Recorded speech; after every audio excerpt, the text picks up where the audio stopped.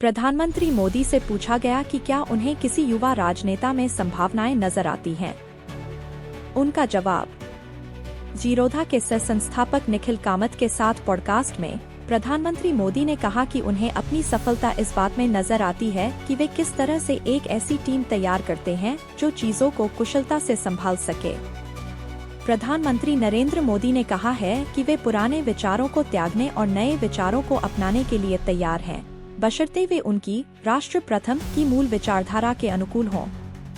जीरोधा के सह संस्थापक निखिल कामत द्वारा होस्ट किए गए और शुक्रवार को रिलीज किए गए पॉडकास्ट में पहली बार दिखाई दिए प्रधानमंत्री मोदी ने कहा कि उन्हें अपनी सफलता इस बात में नजर आती है कि वे किस तरह से एक ऐसी टीम तैयार करते हैं जो चीजों को कुशलता से संभाल सके, क्योंकि उन्होंने इस बात पर जोर दिया कि कई युवा राजनेता हैं जिनमें संभावनाएं हैं।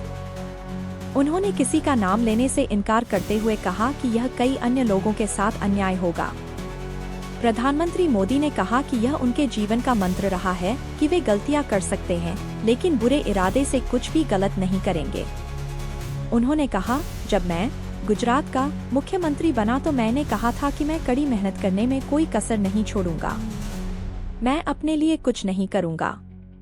और तीसरी बात, मैं इंसान हूं और मुझसे गलतियां हो सकती हैं, लेकिन मैं गलत इरादे से कुछ भी गलत नहीं करूंगा। मैंने इसे अपने जीवन का मंत्र बना लिया है। गलतियां अपरिहार्य हैं। मैंने भी गलतियां की होंगी। मैं भी इंसान हूं, भगवान नहीं। जब श्री कामत ने उनसे पूछा कि क्या उन्होंने अपने बाद के समय के लिए योजना बनाई है, उन लोगों को प्रशिक्षित करने के लिए जिन पर उन्हें भरोसा है, आज के लिए नहीं बल्कि 20 से 30 साल बाद, तो पीएम मोदी ने कहा, मैं बहुत सारी संभावनाओं वाले लोगों को देख सकता हूँ। जब मैं गुजरात में था तो मैं कहता था कि मैं अगले 20 सालों के लिए टीम तैयार करके जाना चाहता हूँ। मैं ऐसा कर रहा हूँ। मेरी सफलता इस बात में निहित है कि मैं अपनी टीम को कैसे तैयार करता हूँ जो चीजों को कुशलता से संभालने में सक्षम होगी। मेरे लिए यही मेरा बेंचमार्क है। उन्होंने कहा कि राजनीति में अच्छे लोगों के निरंतर प्रवेश की जरूरत है जो महत्वाकांक्षा से ज्यादा मिशन को प्राथमिकता देते हैं और अपनी विचारधारा को राष्ट्र पहले के रूप में संक्षेपित किया।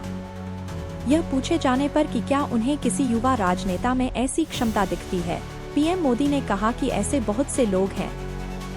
उन्होंने कहा, वे कड़ी मेहनत करते हैं, वे एक मिशन के साथ काम करते हैं।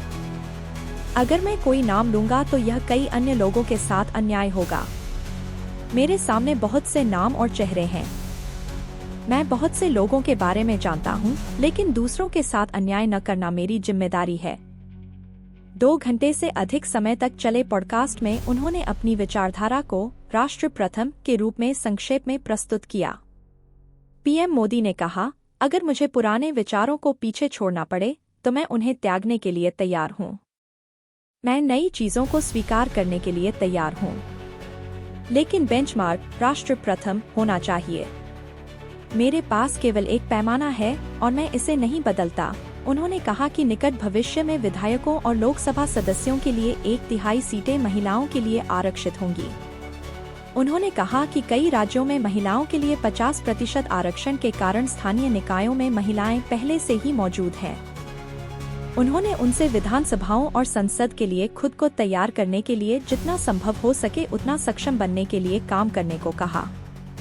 प्रधानमंत्री ने खुद को एक आम राजनेता नहीं बताया और उनका ज्यादातर समय शासन प्रशासन पर ही व्यतीत होता है।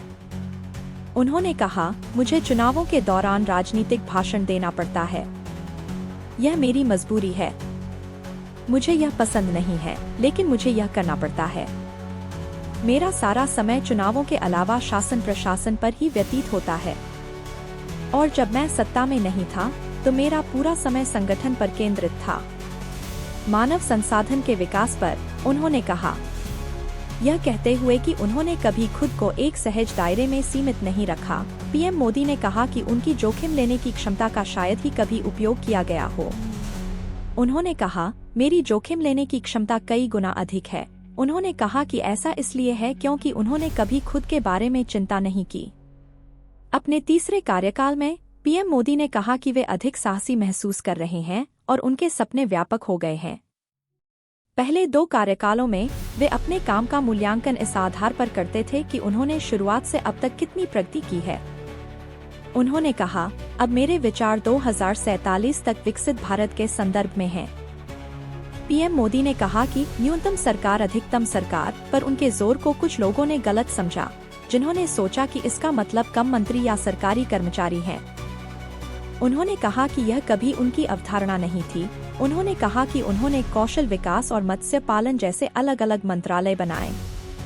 उन्होंने कहा कि यह लंबी आधिकारिक प्रक्रियाओं को कम करने के बारे में था। उन्होंने 40,000 से अधिक अनुपालनों को समाप्त करने और 1,500 से अधिक कानूनों को निरस्त करने का हवाला देते हुए कहा कि यह उस दिशा में कदम है। पॉडकास्ट में, जिसने उनके जीवन के विभिन्न चरणों को छुआ, पीएम मोदी ने खुद को स्कूल में एक साधारण छात्र के रूप में वर्णित किया, जिसने केवल परीक्षा पास करने के लिए अध्ययन किया, लेकिन विभिन्न गतिविधियों में भाग लिया और हमेशा जिज्ञासु रहा। उन्होंने कहा, मेरे संघर्ष वह विश्वविद्यालय रहे हैं जिसने मुझे सिखाया है। उन्होंने कहा कि उनके पिता ने उन्हें पैसे की कमी के कारण सैनिक स्कूल में प्रवेश के लिए आवेदन करने की अनुमति नहीं दी थी। उन्होंने कहा कि हालांकि वह कभी निराश नहीं हुए। अपनी वक्तृत्व कला के लिए पहचाने जाने वाले प्रधानमंत्री मोदी ने इस बात पर जोर दिया कि वक्तृत्व कौशल से ज्यादा महत्वपूर्ण संचार है। उन्होंने महात्मा गांधी का उदाहरण देते हुए कहा कि उन्होंने ऐसा जीवन जिया जिसमें उन्होंने अपने लिए बात की और स्वतंत्रता आंदोलन के दौरान पूरे देश को अपने पीछे लामबंद किया। उन्होंने कहा कि महात्मा गांधी एक दुबले-पतले व्यक्ति थे जो अच्छे वक्ता नहीं थे। वे वर्तमान युग में अपेक्षित एक विशिष्ट राजनेता की छवि के अनुरूप नहीं थे। उन्होंने कहा कि राजनीति का मतलब सिर्फ चुनाव लड़ना नहीं है और राजनीतिक जीवन बिल्कुल भी आसान नहीं है। वंशवादी राजनेताओं का परोक्ष संदर्भ देते हुए उन्होंने कहा, कुछ लोग भाग्यशाली होते हैं। उन्हें कुछ नहीं करना पड़ता लेकिन वे लाभ प्राप्त करते रहते हैं।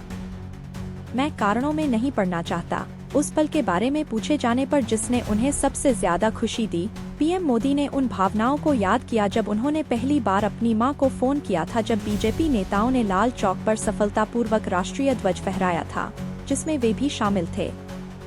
यह स्पष्ट रूप से 1992 में पार्टी की एकता यात्रा का संदर्भ था जिसका नेतृत्व तत्कालीन अध्यक्ष मुरली मनोहर जोशी ने किया था।